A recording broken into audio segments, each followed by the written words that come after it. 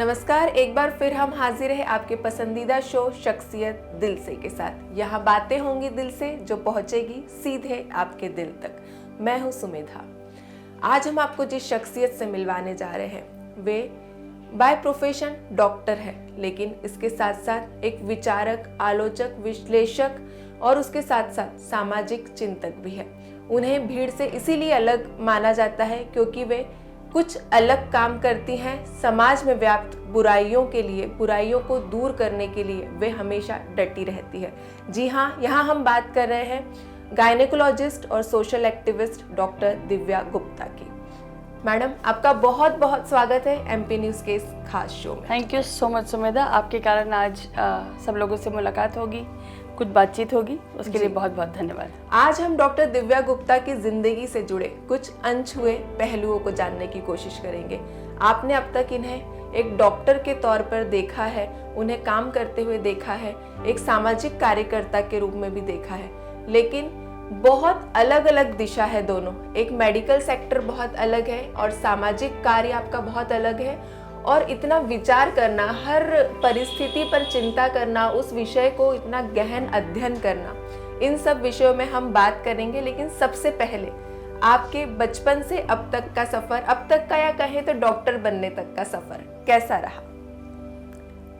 सुमेधा, आज तुमने बहुत सारे ऐसे तार छेड़ दिए हैं और मुझे मजबूर करा है कि मैं वापस एक मेमोरी लेन में चली जाऊं। जी।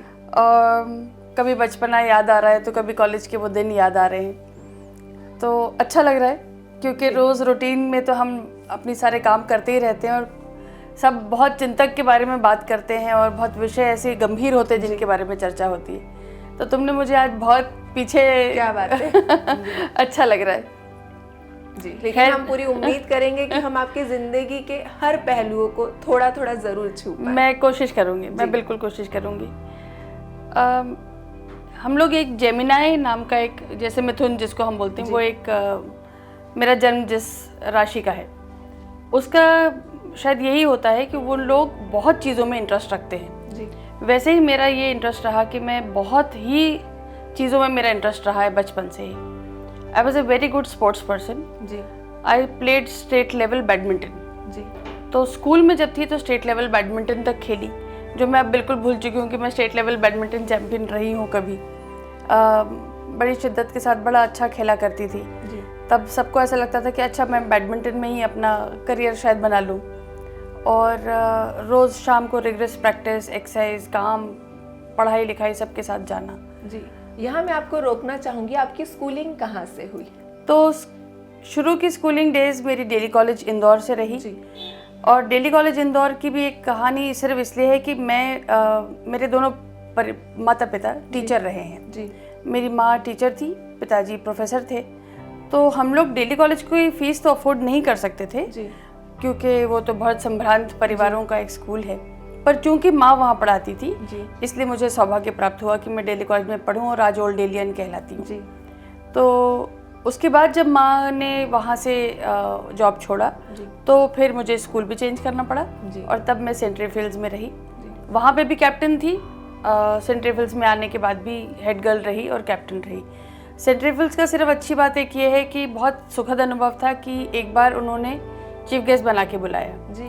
तो जिस स्कूल में आप पढ़े हों और वहीं पर आपको चीफ गेस्ट बना के बुलाया जाए, इससे बड़ी उपलब्धि मुझे नहीं लगता। तो उस समय आप क्या अनुभव कर रही थी? मैं बस रोई नहीं। कई बार ऐसा होता है कि आपके गले तक रुंध जाता है, आंखों में नमी आ जाती है जी। वो क्षण बहुत अद्भुत था, आज बोलते बोलते भी वही लग रहा है, बहुत अद्भुत क्षण था जी। तो मुझे ऐसा लगता है कि ये उपलब्धि है जी। मीन्स आप शुरू से ही पढ़ाई में अच्छी रही थी? तो मैं बहुत शरारती स्टूडेंट भी थी जी। और मुझे ध्यान है कि एक टीचर मुझे आज भी इसीलिए याद करती हैं कि दिव्या, मैंने बहुत लोगों के साथ करा है, लेकिन मुझे आज भी तुम याद हो कि तुम बैक बेंचर, शरारती, पर तुम मार्क्स इतने अच्छे लेती थी, पढ़ाई इतनी अच्छी करती थी कि हम कुछ कह नहीं पाते थे, पर तुम शरारती थी।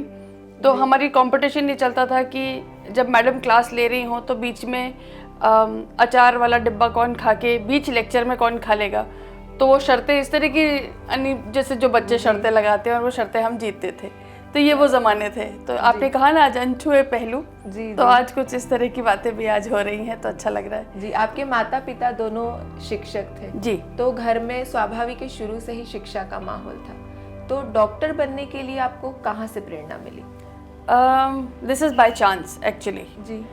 अगेन जैसे मैंने कहा कि पढ़ाई लिखाई में ईश्वर की दया से बहुत अच्छी थी, तो उस ज़माने में ऐसा होता था कि या तो आप डॉक्टर बनते थे या आप इंजीनियर बनते थे। होम साइंस मेरे बस की बात नहीं थी, ये तो तय बात था, क्योंकि एक बार मैंने किसी को होम साइंस करते हुए देख लिया तो उन्होंने बोला कि पूरी का डायमीटर कितना होना चाहिए, रोटी का डायमीटर। मैंने कहा सॉरी, ये मेरे बस की बात नहीं है। पर खाना मैं आज भी बहुत अच्छा बनाती हूँ, ये एक अलग विषय है। जी। तो डॉक्टर या इंजीनियरिंग मैं इसलिए नहीं कर सकती थी, मुझे मैथ्स बिल्कुल नहीं आता है, बिल्कुल भी नहीं आता है। तो that only branch left was science, तो मैंने साइंस लिया। लेकिन मेरा साइंस लेने का उद्देश्य ये था कि मुझे आईएएस का एग्ज़ाम देना था। जी। तो मेरी मदर मुझे बोली, अच्छा तुम कॉम्पिटिटिव एग्ज़ाम की तैयारी तो करो, तुमको पता ही नहीं कॉम्पिटिटिव एग्ज़ाम क्या होते हैं, 1 महीना रह गया है, चलो अगर शर्त लगती है तो तुम शर्त लग के बताओ कि कॉम्पिटिटिव एग्ज़ाम में तुम अपियर हो सकती हो कि नहीं। जी। साथ में पीएमटी है, 2 अपियर करो। और वो एक्चुअली 1 महीना, सिर्फ 1 महीने की तैयारी में मैंने पीएमटी दिया। और आपको जान के फिर विश्वास नहीं होगा, आश्चर्य होगा कि मध्य प्रदेश की टॉपर लिस्ट में मैं I was on the 10th। ओह। तो वो भी एक ज़माना था, कर लिया, जो हो गया था सब बढ़िया हो गया। जी। So that was. तो डॉक्टर बनने के बाद फिर स्वाभाविक सी बात है, बहुत खुशी हुई होगी। तो क्या आपके माता पिता को लग रहा था जिस समय आप पढ़ाई कर रही थी कि नहीं ये डॉक्टर बन जाएंगी? मैं पहले 15 दिन गई नहीं कॉलेज, ये भी एक बड़ा विषय है, क्योंकि मेरी सहेली नहीं हुई थी, उसका नहीं हुआ था और मेरा हो गया था। तो हम जो 7 सहेलियाँ तो पढ़ती थी, उसका सिलेक्शन नहीं हुआ पीएमटी में और मेरा तो रैंक ऐसा आ गया था, तो मुझे तो जाना ही था। पर पहले 15 दिन में इतने गम में थी कि मैं मेडिकल कॉलेज ही नहीं ज्वाइन करा मैंने। और मैंने माँ से बोला कि मैंने तो तुमको शर्त जिता के बता दिया, अब मैं नहीं जाऊँगी, अब मुझे तो आईएएस की तैयारी करनी। तो बोली अच्छा ठीक है, एमबीबीएस करने के बाद भी तो तुम आईएएस कर सकती हो। जी। तो हम उस मूर्ख जनरेशन के हैं, जब हम लोगों को जो जहाँ जैसे बोला जाता था हम वैसे चल पड़ते थे। तो हमने एंड ऑल थ्रू एमबीबीएस मेरे वहाँ भी पूरी स्कॉलरशिप रही, वहाँ भी मैं टॉपर रही। और मुझे आज दिन तक ध्यान नहीं मैंने शायद कभी फीस दी हो किसी भी इंस्टीट्यूशन में। क्या बात है। सॉरी। जी। फिर उसके बाद जब आपने प्रैक्टिस शुरू करी? नहीं, उसके बीच में एक और बहुत इंटरेस्टिंग बात है। जी। सो एमबीबीएस के बीच में मेरी शादी हो जाती है। ओह। तो सेकंड प्रोफेशनल जो होता है उसमें मेरी शादी हो गई। और मैंने बाकी की पढ़ाई, मतलब graduation, post graduation, super specialisation और आगे की ट्रेनिंग जितनी थी वो सारी की सारी शादी के बाद, बच्चे होने के बाद। और मेरे husband belongs to Ludhiana. Okay. तो वो लुधियाना रहते थे, मैं यहाँ रहती थी। और फिर अगेन इंटरेस्टिंग कि मैं हर महीने भाग जाया करती थी।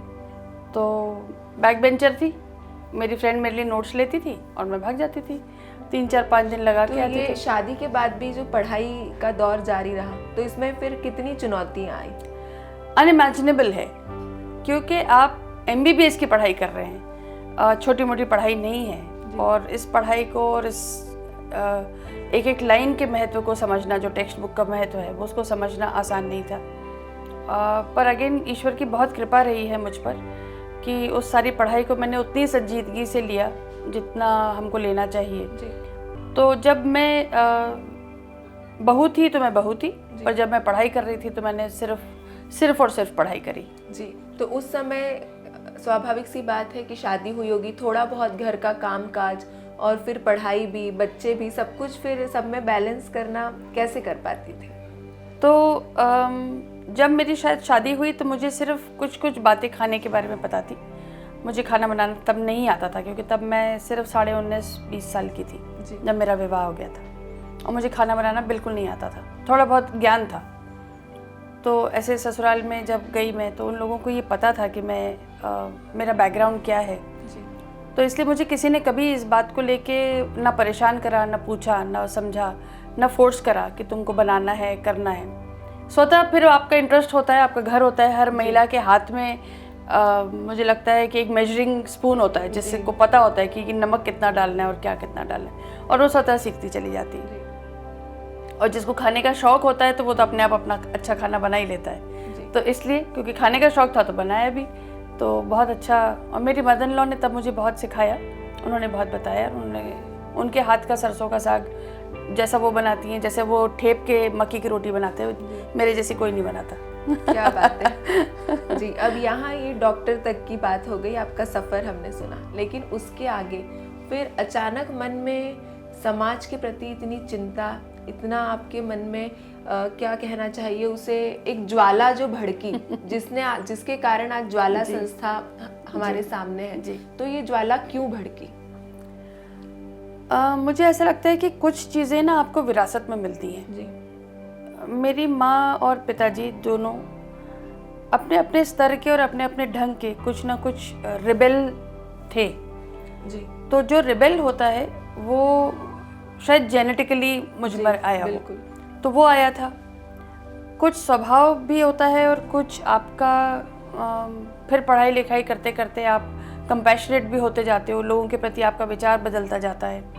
इस सारे के सारे सफ़र में मुझे ये लगा कि हम लोग समाज के लिए अपने अपने दायरे में संकुचित समुचित होते चले जाते हैं, लेकिन समाज के प्रति हमारा दायित्व क्या है इस बारे में हम कोई नहीं सोचता है। और specially doctors, I am very sorry to say, मेरी फ्रेटर्निटी है, उसके अगेंस्ट नहीं है, लेकिन हम लोग समाज के प्रति उतने समर्पित नहीं होते। हम लोग अपने बारे में ज़रूर सोचते हैं, अपने दायरे में बहुत रहते हैं, लेकिन उस दायरे में से बाहर निकल कर आना बहुत ज़रूरी था। और शायद वो कीड़ा कहीं कहीं परिवार में काटा हुआ होता है, तो इसलिए आपको वो रहता है। तो इस कारण से बस कुछ वाक़या हुआ, चल तो रहा ही था बहुत दिनों से मन में, कुछ वाक़या होता है जो टिपिंग पॉइंट होता है, जो टर्निंग पॉइंट होता है, और वो आपको बिल्कुल ला के खड़ा कर देता है कि ये आज ये है। जब मैंने सोचा कि ऐसा कुछ स्टार्ट करना है, तब मुझे कुछ नहीं मालूम था कि ये भाव, ये जो प्रवाह है, ये मुझे कहाँ लेकर जा रहा है, मैं कहाँ जाऊँगी, इसका मुझे बिल्कुल अंदाज़ा नहीं था। तो ज्वाला जब अस्तित्व में आई तो उसके पीछे क्या कारण था? देखिए, कारण एक था, जब आजकल तो बहुत कॉमन हो गया है, इसलिए आजकल लोगों के चमड़ी भी बहुत मोटी हो गई है। अब इतने सामूहिक बलात्कार हम लोग रोज़ पेपर में पढ़ रहे हैं, जघन्य से जघन्य अपराध हो रहा है, उसके बावजूद कोई आज प्लकार्ड नहीं उठाता है, कोई कुछ सुनता नहीं। हम पेपर में पढ़ते हैं, पेपर एक किनारे कर देते हैं और फिर आगे चल पड़ते हैं। निर्भया से थोड़ा सा पहले एक इंसिडेंट और ऐसा हुआ था और उस इंसिडेंट ने मुझे हिलाया था, और तब मैंने सोचा कि नहीं, इसका कुछ विरोध होना चाहिए। निर्भया से पहले की बात है जी। तो एक रैली, मुझे इतना नहीं समझ में आया, मैंने मेरे मोबाइल फ़ोन उठाया, जिसको मैं कर सकती थी उसको मैंने फ़ोन करके बोला कि हम कल गांधी हॉल मिल रहे हैं, हम गांधी हॉल से गांधी स्टैचू तक जाएंगे, एक साइलेंट मार्च करेंगे और इसका विरोध प्रकट करेंगे, क्योंकि अब जागरूक होना बहुत आवश्यक है। सब लोग आ गए। तो अगर देखा जाए तो रैली बहुत सफल थी, क्योंकि उसमें 300 लोग थे जी। तो बहुत सफल रैली थी और सब हर तरह के समाज के लोग उसमें सम्मिलित हुए। पर मुझे उसकी सफलता ने कोई बहुत अच्छा अनुभव इसलिए नहीं दिया, क्योंकि मुझे लगा कि रैली सफल है, लेकिन कॉज तो बहुत ख़राब है जी। तो उस कॉज को मिटाना होगा, और जब तक सोचें और संगठित हों और एक साथ सब महिलाएं बैठे विचार करें।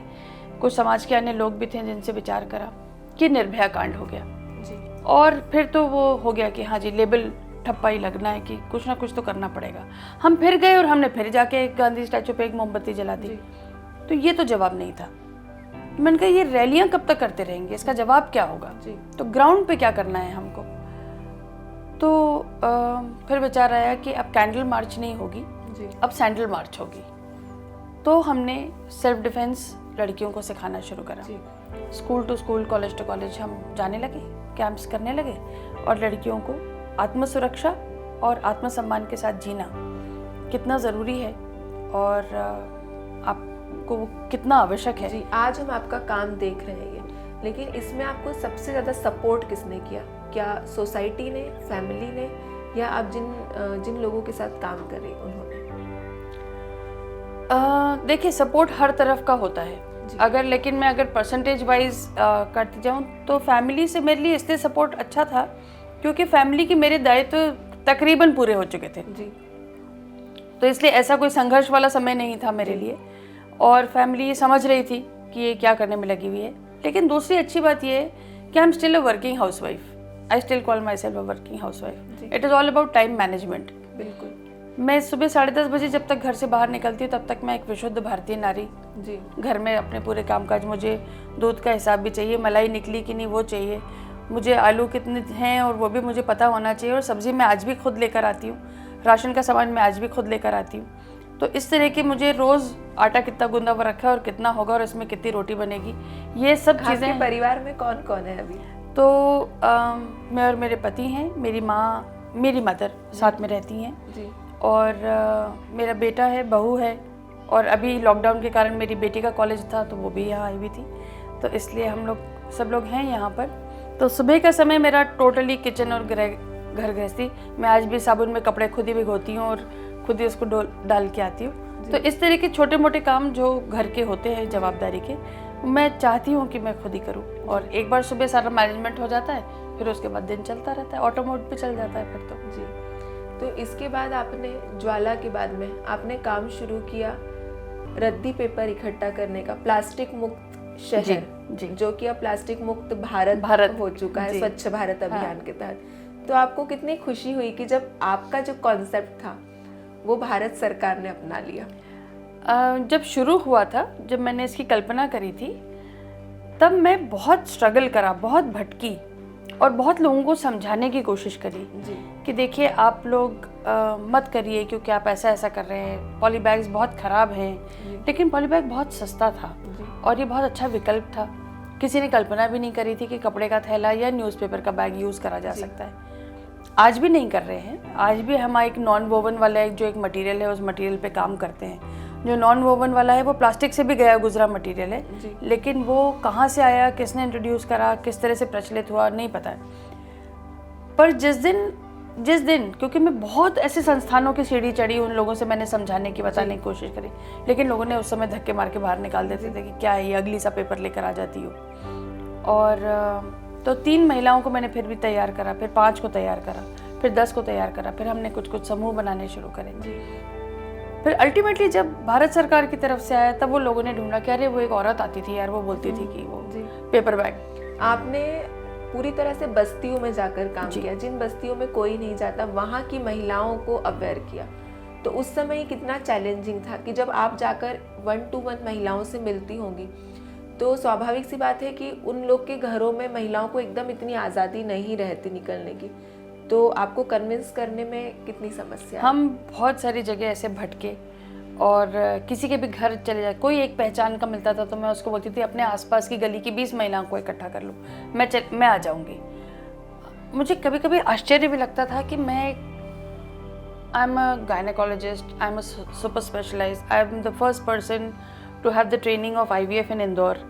IVF की फ़र्स्ट ट्रेनिंग मैंने इंडिया की 2 फर्स्ट जो गायनेकोलॉजिस्ट वुमेन हैं उनसे मैंने ली हुई है, इंदिरा हिंदुजा, सो बॉम्बे में है। तो उन सब से, ये सब छोड़ के मैं यहाँ क्या कर रही हूँ? मैं किसी भी गली में, किसी के भी घर में बैठी हुई हूँ और मैं उनको बता रही हूँ कि नहीं तुम निकलो, काम करो, क्योंकि तुम अगर स्वावलंबी नहीं बनोगी, तुम्हारे हाथ में 4 पैसे नहीं आएंगे तो तुम्हारा कितना एक्सप्लॉयटेशन होगा।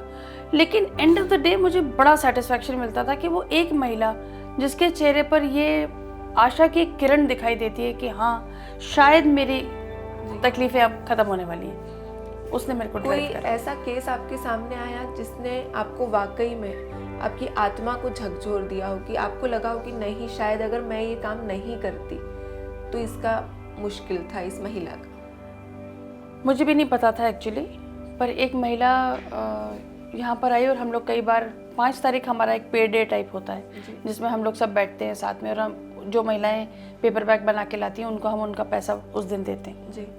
तो उस महिला ने मुझे आकर बताया कि मैं आपको शेयर करना चाहती हूँ कि मेरा क्या एक्सपीरियंस रहा। उसने बताया कि मेरे पति की डेथ हो चुकी है और पति की डेथ होने के बाद मैं सिर्फ एक कमरे में पड़ी रहती थी, ना मेरे पास कुछ आगे जीवन का कुछ समझ में आ रहा था, ना मुझे मालूम था कि क्या करना है, क्योंकि मैं इतनी पढ़ी लिखी भी नहीं हूँ, मेरा परिवार भी मेरा साथ नहीं दे रहा, कब तक ये लोग करेंगे। और निराशा बिल्कुल आता। किसी ने मुझे बोला कि चल वहाँ चल लो तो सही, चल के तो देखो एक बार। और वो आई और उसने पेपर बैग बनाना सीखा और पेपर बैग बनाना उसने शुरू करा। कहती है कि आज वो दिन है कि जब मुझे सिर्फ मेरे पति की तस्वीर मेरे को सामने दिखाई देती है, पर अब मुझे मालूम है कि रोज़ मुझे पेपर बैग बनाने हैं क्योंकि मुझे उसमें से पैसा मिल रहा है और इससे मेरा जीवन चल रहा है। क्या बात है। और ऐसे अनेक किस्से। एक महिला है जो सड़क पर पत्थर तोड़ने जाया करती क्योंकि उस ज़माने में सड़क उस तरह से बना करती थी, गड्ढे खोदती थी। आज भी वो बहुत सारी ऐसी महिलाएं हैं जो जाती हैं।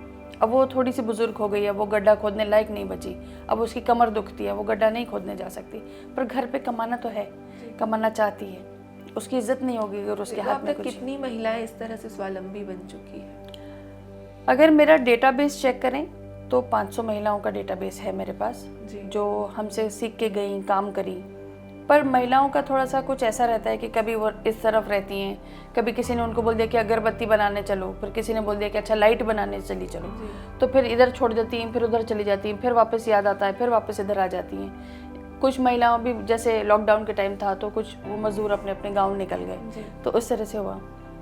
करीबन 200-250 रेगुलर हैं, 500 का करीबन हमारे पास है कि हम लोग महिलाएं आती जाती रहती हैं, पर 200-250 महिलाएं हैं जो रेगुलरली यहाँ से कमाती हैं। अब यहाँ हमने बात करी आपके सामाजिक कार्य की और आपके अंदर भड़की ज्वाला की लेकिन अब फिर से मैं आपको अपना जो प्रोफेशन है एज ए डॉक्टर उस पर ले जाना चाहूँगी कि कितना अभी आप मिस करती हो, कि अब ज़्यादातर मुझे लगता है आपका समय सामाजिक कार्य में ज़्यादा बीतता है। मैं सुबह अभी भी 2 घंटे पेशेंट ज़रूर देखती हूँ, आई एम ऑलवेज अवेलेबल।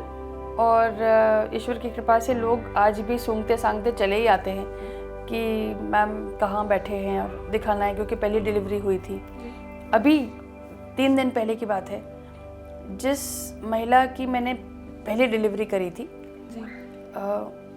वो बच्ची अब शादी करके प्रेग्नेंट होकर आ गई है। तो आप कल्पना कर सकते हैं कि मुझ पर वो कितना सुंदर वो एक्सपीरियंस रहेगा कि जिस बच्ची को मैंने डिलीवर करा उसकी बच्ची को भी अब मैं डिलीवर कर रही हूँ। तो अच्छा एक सफ़र रहा। तो अभी आपका अगर हम कहें पैशन या फर्स्ट लव अभी क्या है? आई डोंट नो एक्चुअली क्योंकि मुझे अभी भी ये जानना ज़रूरी है मेरे अंदर कि क्या चीज़ है जो मुझे सबसे ज़्यादा संतुष्ट करती है।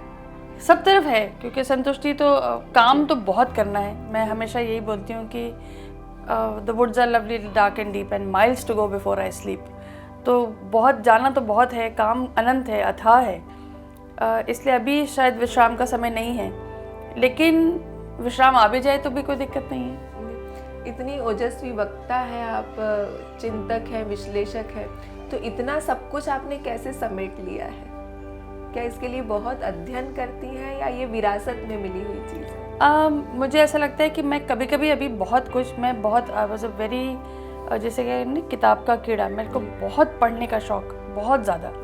और मेरी रात नहीं होती थी, नींद नहीं होती थी जब तक मैं किताबों के कुछ पन्ने पलट ना लूँ। थोड़ी सी अब क्या होता है कि आपको चश्मे के साथ लेटना और किताब पढ़ना थोड़ा सा अनकंफर्टेबल हो जाता है, इसलिए किताबें पढ़ना थोड़ा सा कम हो गया है। और मैं थोड़ा सा दोष दूंगी नेटफ्लिक्स और अमेज़ॉन और इनको भी, जिनके इतने अच्छे अच्छे सीरियल्स आने लग गए हैं, तो मेरी शाम थोड़ी सी वो खा लेते हैं और रोज़ कुछ ना कुछ नया तांडव शुरू हो जाता है, तो वो हमको देखना रहता है। तो इस तरह से शाम वहाँ बीतती है। मैं और मेरी माँ रात को ज़रूर एक ना किसी चीज़ का एक एपिसोड ज़रूर देखते हैं और वो हमारा अपना माँ बेटी का समय होता है। तो इस तरह से हर एक के साथ कुछ ना कुछ समय बिताना, सबका एक टाइम होता है, उस टाइम के साथ करना। एक सोशल लाइफ है, एक मदर हूँ, एक हाउसवाइफ भी हूँ, डॉक्टर भी हूँ, और इस तरह से सबके। तो if you have a proper timing for everybody, सब काम हो जाते हैं। जी, अभी लॉकडाउन के दौरान सभी को काफ़ी समय मिला, तो उस समय क्या आपको भी परिवार के साथ बिताने के लिए क्वालिटी टाइम मिला? और उस समय आपने भी एक पत्नी, माँ, बेटी, कई सारी भूमिकाएं और एक सास भी, कई सारी भूमिकाएं एक साथ निभाई जी। तो कैसा एक्सपीरियंस रहा? मेरा लॉकडाउन के टाइम भी, यू मस्ट बी सरप्राइज, आपको जान के आश्चर्य होगा कि लॉकडाउन के टाइम भी मैं एक दिन घर नहीं थी, क्योंकि एक दिन हम लोग मनीषा पाठक मैडम के साथ थे पुलिस डिपार्टमेंट में। तो उन्होंने मुझसे चर्चा करी कि क्या अच्छा होता कि अगर काढ़ा पुलिस वालों को मिल जाता। तो मैंने कहा मैम बना देंगे, हम तो रोज़ ही बनाते हैं हमारे घर में। तो बोले आप काढ़ा सबको कैसे पिलाएंगी? मैंने कहा आप मेरे पे छोड़ दीजिए।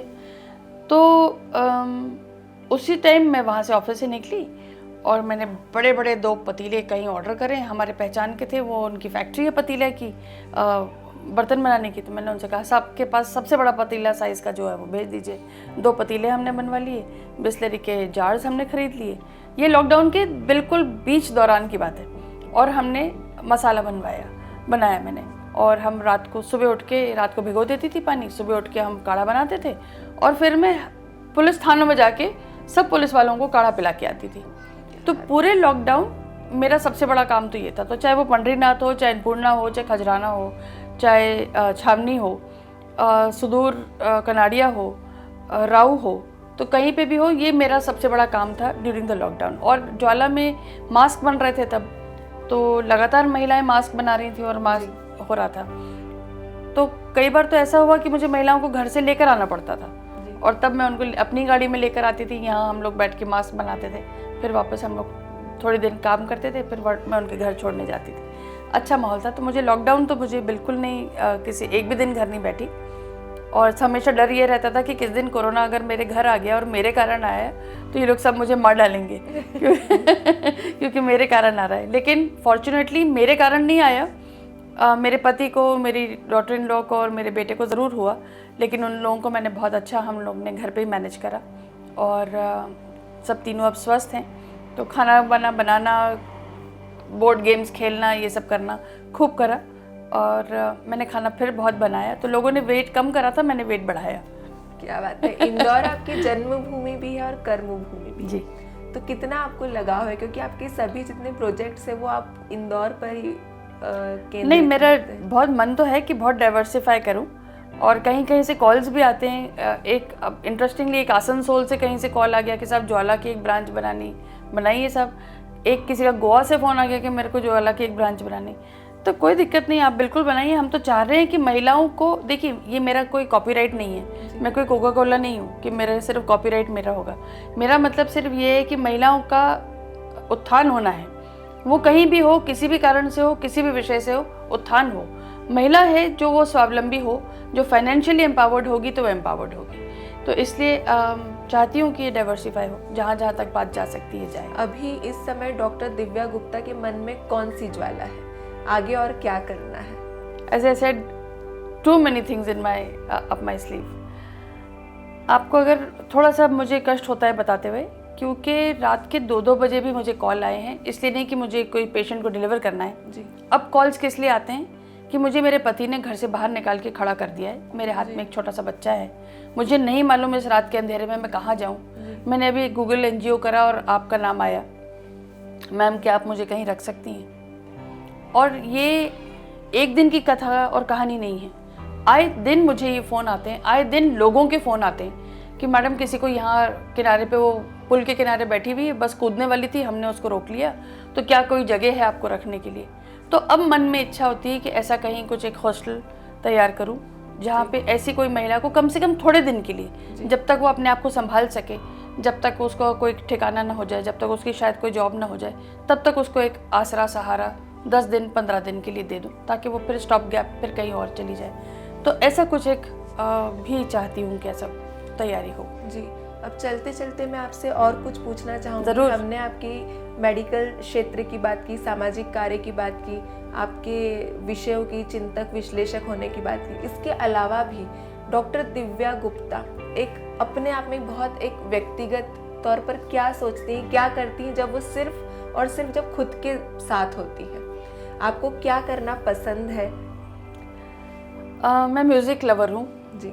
बहुत ज़्यादा, बहुत शौक़ है म्यूज़िक का, बहुत ज़्यादा। और तरह तरह के मूड के हिसाब से तरह तरह का म्यूज़िक सुनती हूँ। तो इस समय आपका क्या मूड हो रहा है?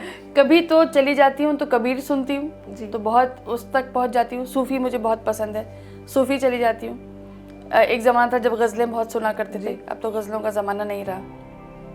लेकिन आज का जो बहुत बेतरतीब बेढंगा म्यूज़िक है वो मुझे पसंद नहीं। लेकिन अच्छा म्यूज़िक, अच्छे वर्ड्स, अच्छी गायकी, इसकी परख है। क्योंकि MA भी करा था मैंने म्यूज़िक में कभी जी, तो गाती भी थी, अब वो सब छोड़ दिया है। मैंने कहा ना मेरे तो इंटरेस्ट बहुत सारे थे। मूड कहाँ आपको लेकर जा रहा है? कबीर की तरफ, सूफी की तरफ? जैसा मूड होगा। आज बहुत खुश होंगी तो शीशे बंद करके और बहुत लाउड म्यूज़िक भी चलाऊंगी और खूब ज़ोर ज़ोर से भी गाऊंगी, तो कभी ऐसा भी होता है स्पोर्ट्स में लग रहा तो क्रिकेट भी उतना एंजॉय करती हूँ। तो ये बहुत सारी चीज़ें हैं जो ज़िंदगी में अपने अपने तड़के लगाती रहती हैं और ज़िंदगी का अपना आपको एक संगीत का तड़का भी लगाना पड़ेगा नहीं, हमारे लिए। आज नहीं, लेकिन फिर किस दिन मूड में आऊंगी तो ज़रूर गाऊंगी। पर हमारे दर्शकों को फिर दूसरी बार आपसे सुनने को नहीं मिलेगा, तो आज मौका है और बहुत अच्छा मूड भी है और आज आपका पूरा व्यक्तिगत समय है ये, तो इस समय जरूर कुछ लाइनें हमारे दर्शकों के लिए। ओके। वक्त ने किया क्या हंसी सितम, तुम रहे ना तुम, हम रहे ना हम, वक्त ने किया। तो क्या बात है, हम बिल्कुल पूरी उम्मीद करेंगे कि वक्त हमेशा आपके साथ रहे और आप जैसी हैं हमेशा वैसी ही रहें और हमेशा समाज के प्रति इतनी ही समर्पित रहें और समाज में व्याप्त बुराइयों के लिए हमेशा इसी तरह आपके मन में जो ज्वाला है वो जलती रहे। अगले एपिसोड में ऐसी ही किसी और शानदार जानदार शख्सियत से आपकी मुलाकात करवाएंगे। तब तक के लिए बने रहिए एमपी न्यूज़ के साथ। नमस्कार।